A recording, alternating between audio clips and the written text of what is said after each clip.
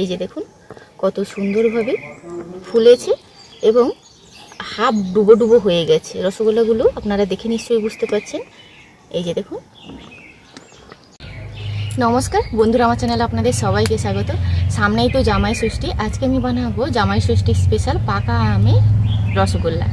তো এই জামাই ষষ্ঠীতে অবশ্যই বানিয়ে যাকে খাওয়াবেন সেই অবাক হয়ে যাবে। চলুন দেখে নেওয়া যাক কীভাবে পাকা আমের রসগোল্লাটি বানাচ্ছি। এখানে আমি 500 গ্রাম দুধ নিয়েছি।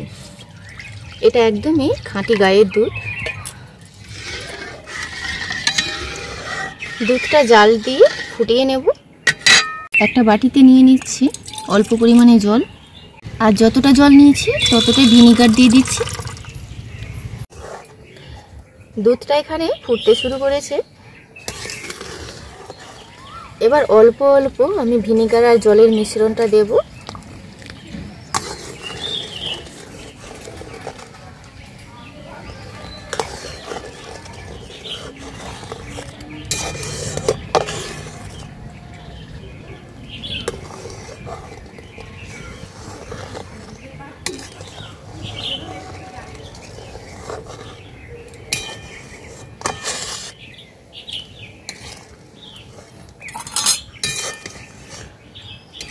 এবার একটা স্ট্রেনারের মধ্যে নামিয়ে নেব।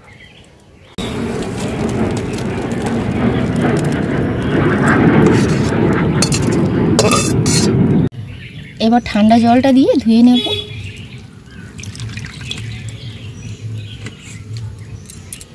এখানে একটা পাকা আম নিয়েছি, এটা ঘরের গাছের আম, মিষ্টি খুব।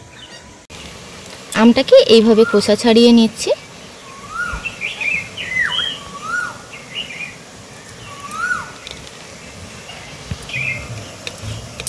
আমটাকে এইভাবে গ্রেট করে পাল্পটা বের করে নিচ্ছি।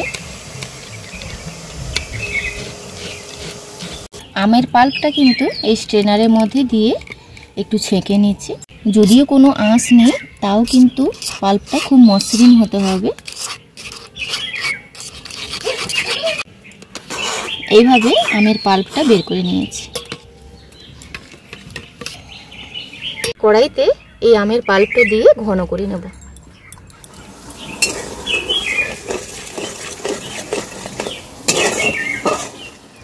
চিনি দেওয়ার আগে আমের পাল্পটা এখান থেকে 2 চামচ তুলে রাখবো।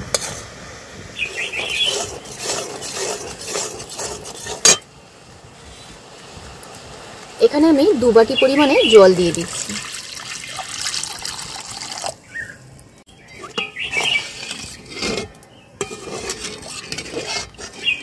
যেই বাটির মাপে জল দিয়েছি সেই বাটির মাপে 1 বাটি আমি চিনি নিয়েছি, দিয়ে দিলাম।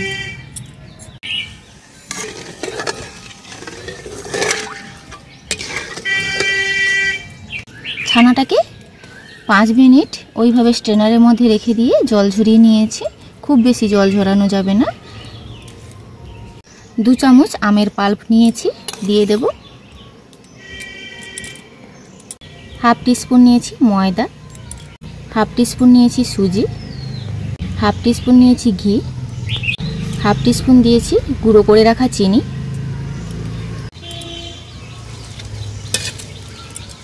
এবার এটা খুব ভালোভাবে হাতের সাহায্যে মাখিয়ে নেব।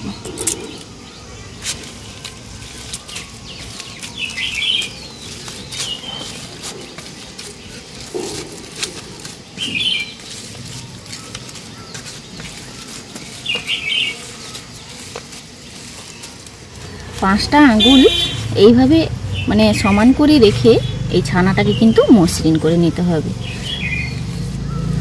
এই যে দেখুন খুব ভালোভাবে মসৃণ করে নিয়েছি। এর বেশি মাখলে কিন্তু মাখন ছাড়তে শুরু করবে, ঘিটা বেরিয়ে আসবে, সেক্ষেত্রে কিন্তু রসগোল্লা একদমই ভালো হবে না।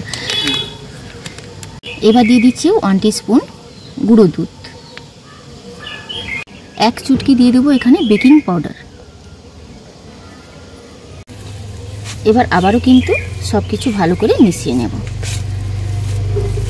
আর বেশি কিন্তু মাখানো যাবে না ছানাটাকে, যেহেতু এখানে ফুল ফ্যাট মিল্কটা ব্যবহার করেছি, সেক্ষেত্রে কিন্তু ঘিটা ছাড়তে শুরু করবে।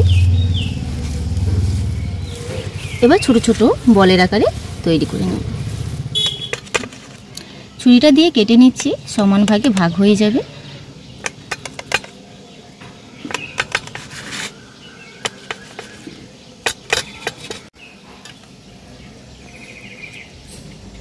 এবার ছোট ছোট বলের আকারে তৈরি করে নেব।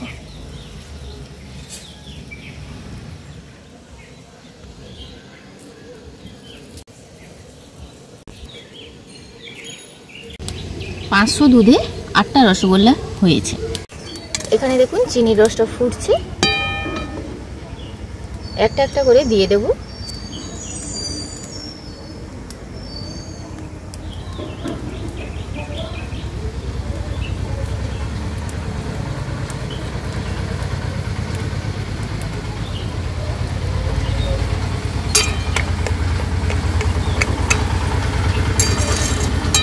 এটা ঢাকা দিয়ে মিডিয়াম জালে 5 মিনিট ফুটিয়ে নেব। মিডিয়াম জাল দিয়ে 5 মিনিট ফুটিয়ে নিয়েছি। তো রসটা কিন্তু পরপর ঘন হতে শুরু করবে। এই পর্যায়ে আমি গরম জল নিয়েছি, একটা গামলিতে গরম জল নিয়েছি, অল্প অল্প করে এইভাবে দিতে থাকবো। অতি অবশ্যই কিন্তু গরম জল দিতে হবে, ঠান্ডা জল মোটেও দেওয়া যাবে না।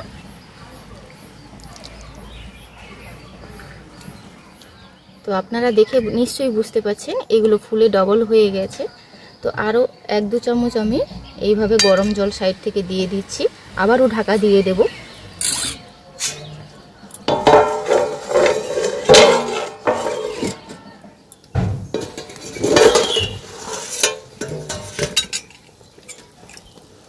এই যে দেখুন মিষ্টিগুলো কত সুন্দরভাবে ফুলে উঠেছে।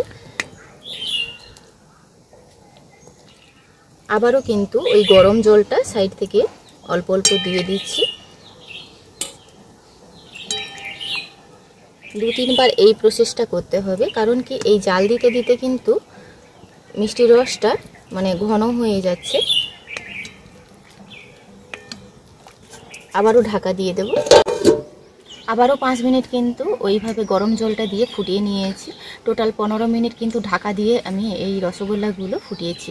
তো আপনাদেরকে একটু দেখাই। এই যে দেখুন কত সুন্দরভাবে ফুলেছে এবং হাফ ডুবো ডুবো হয়ে গেছে রসগোল্লাগুলো, আপনারা দেখে নিশ্চয়ই বুঝতে পারছেন। এই যে দেখুন, আর এর বেশি কিন্তু ফোটানো যাবে না। এই অবস্থাতে কিন্তু এটা আমি জাল দেওয়া বন্ধ করে দেব, 3-4 ঘন্টা ছেড়ে দেব। 3-4 ঘন্টা রেখে দেওয়ার পর আমি আপনাদেরকে দেখাবো রসগোল্লাগুলো কতটা স্পঞ্জি হয়েছে এবং কতটা ভেতর থেকে রসালো হয়েছে। আমি আপনাদেরকে দেখাবো বলে 1 ঘন্টা এইভাবে কিন্তু একটা গামলির মধ্যে নামিয়ে ছেড়ে দিয়েছি। তো আপনাদেরকে 1 ঘন্টার মধ্যে দেখাচ্ছি। আপনারা কিন্তু এটা 6-7 ঘন্টা ছেড়ে দেবেন, মানে এইভাবে মিষ্টি রসের মধ্যে আরও ভালো হয়। তো আমি 1 ঘন্টার পর মিষ্টিগুলো আপনাদেরকে দেখাই যে কত সুন্দর হয়েছে, ভেতর থেকে কতটা রসালো হয়েছে। এই যে দেখুন প্রত্যেকটা মিষ্টি কিন্তু ডুবে গেছে। না হলে আপনারা কিন্তু একটা জলে ফেলেও চেক করে নিতে পারেন। এই যে দেখুন, এবার একটা প্লেটে নামিয়ে আপনাদেরকে কেটে দেখাচ্ছি।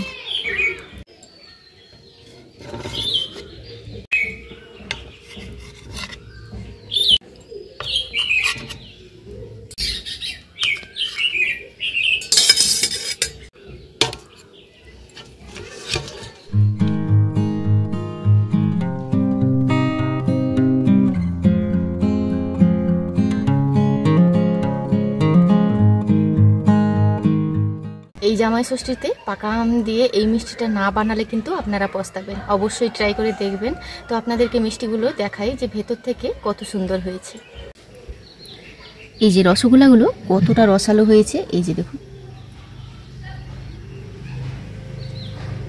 এই রসটা কত 1 ঘন্টার মধ্যে কত সুন্দরভাবে ঢুকে গেছে।